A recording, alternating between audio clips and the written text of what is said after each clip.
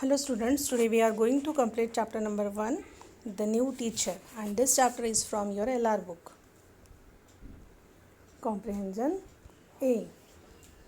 Identify the speaker, guess the tone, the quality of voice that expresses the speaker's feeling or mood, and reveal the character trait that is exhibited.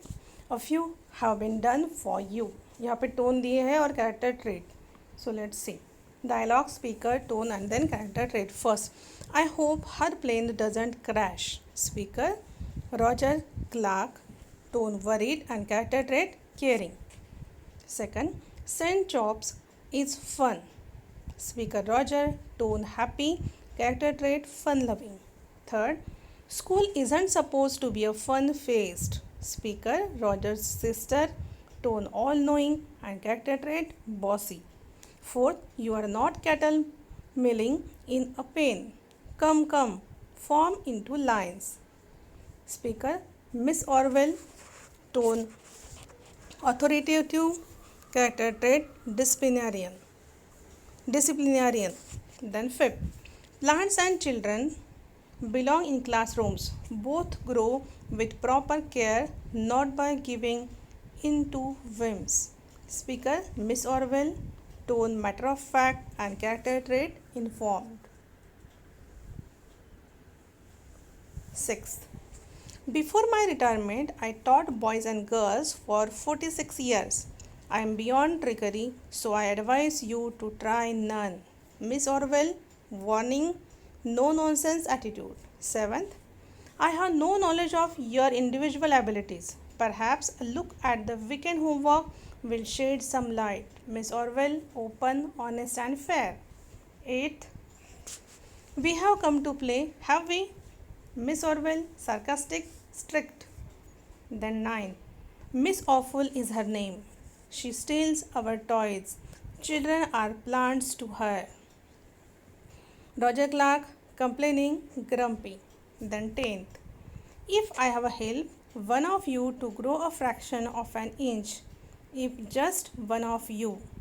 Speaker, Miss Orwell, emotional, devoted.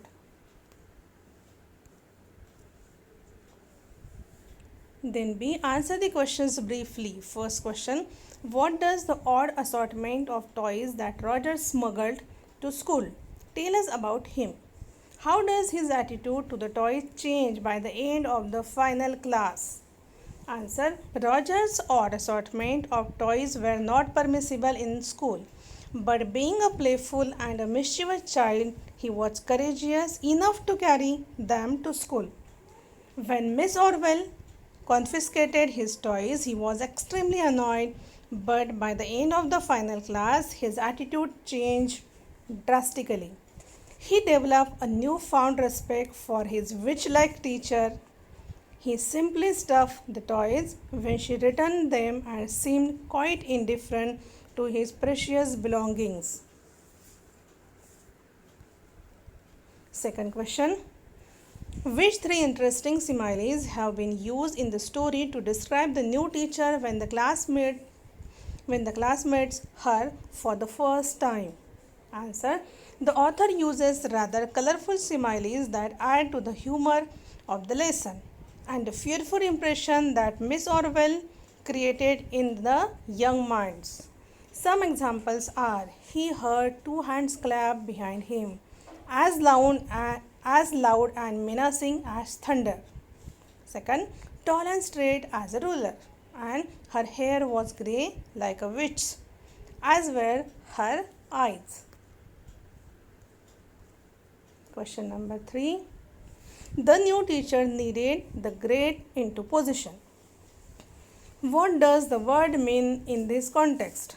Why did the new teacher need to do it? Answer, kneading means making a dough with hands using flour or clay. Here it refers to new teacher coaxing and shaping the children into a line for some semblance of order. The children were excited and swarmed up the stairs boisterously. Miss Orwell, who was quite a disciplinarian, could not tolerate their unruly cattle-like behavior or felt it appropriate to form them into lines. Then fourth question, mention some of the drastic changes that the new teacher made right from day 1. Why does she treat children like plants? Then answer. First change, changing sitting arrangement. The desk and chairs were arranged into definite rows. Second change, she ensured that they form line before marching in military precision. Third change, she informed them that there was no place for play in her class and assignments. Spellings were to be taken seriously. एक minute. Third change, she informed them that there was no place for play in her class and assignment spellings were to be taken seriously or punishment would follow. And last change, she was open in her criticism to children and parents alike and was unbothered by the humiliation she caused them. Miss Orwell firmly believed that, like plants, children needed careful handling and ought to be given a dose of discipline, assignments, praise, and values in a suitable quantity at a suitable time, or it would be too late to save them. Then C. Think and answer the questions. First, friendly at St. Joffre's was Mrs. Clark sometimes did wish. What do you think Mrs. Clark wished for? Mrs. Clark wished that Roger's school St. John's was less permissive and teachers less lenient. The school was quite homey and Roger perhaps did not take his scholastic progress seriously, which was hardly praiseworthy. Second question, school isn't supposed to be a fun phase. Miss Wilson got down on the floor. I am sure not every day is as frolicsome. Why did Roger's family react to his disclosure?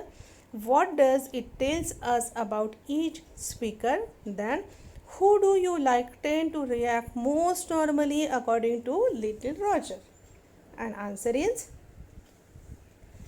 when Roger revealed how Tommy Miller, his classmate, got tired of staying in his seat and lay down on the floor, and Miss Wilson and the whole class followed, no one seemed impressed.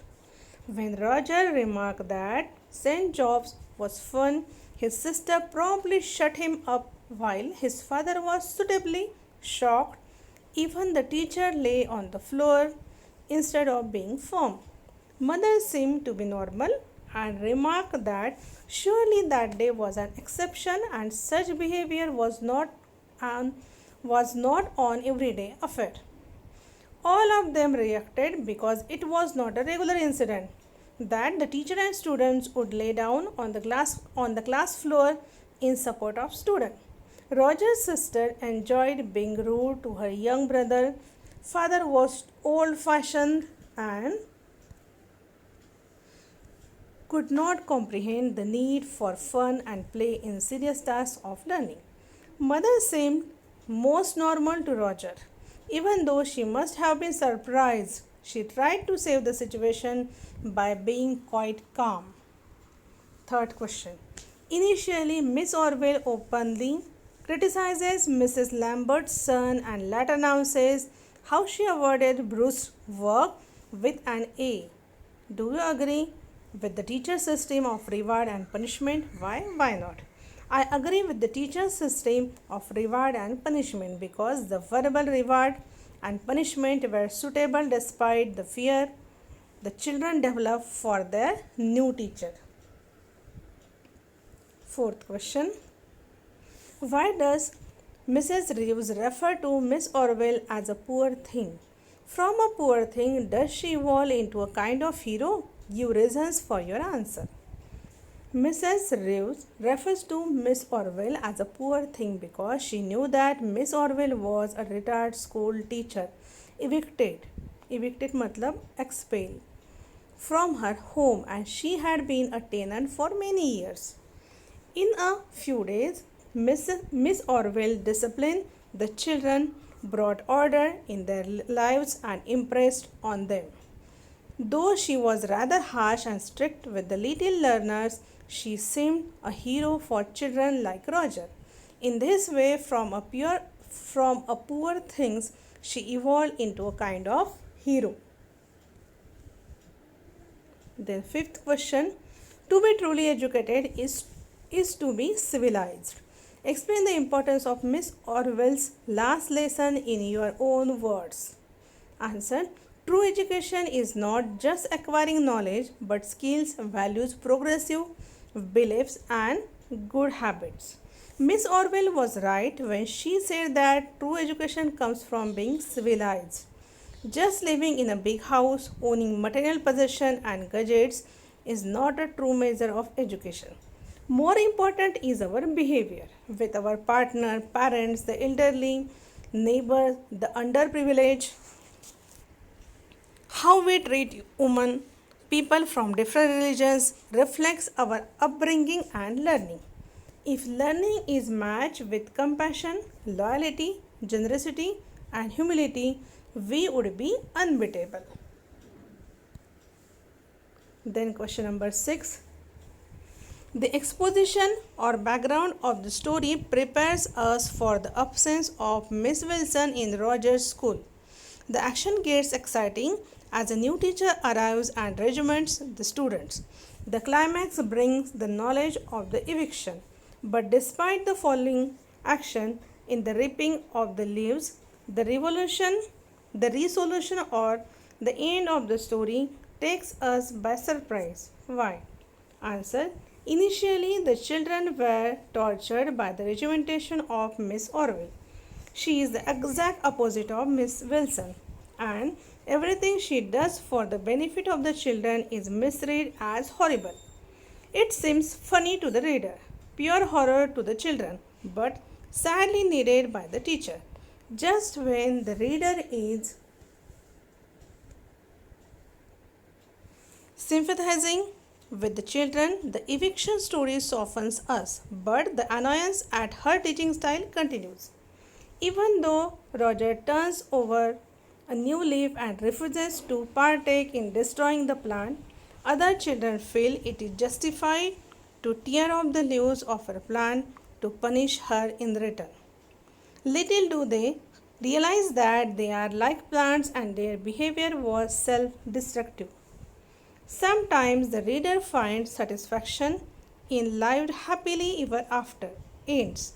Perhaps the young reader felt happier with the end of the story where the teacher thankfully departs and the students are finally free of the witch. One feels that the good Miss Wilson shall return and all will be well again. But the sudden twist in the story with Roger's change of heart received hope just when the teacher had given up on changing the children.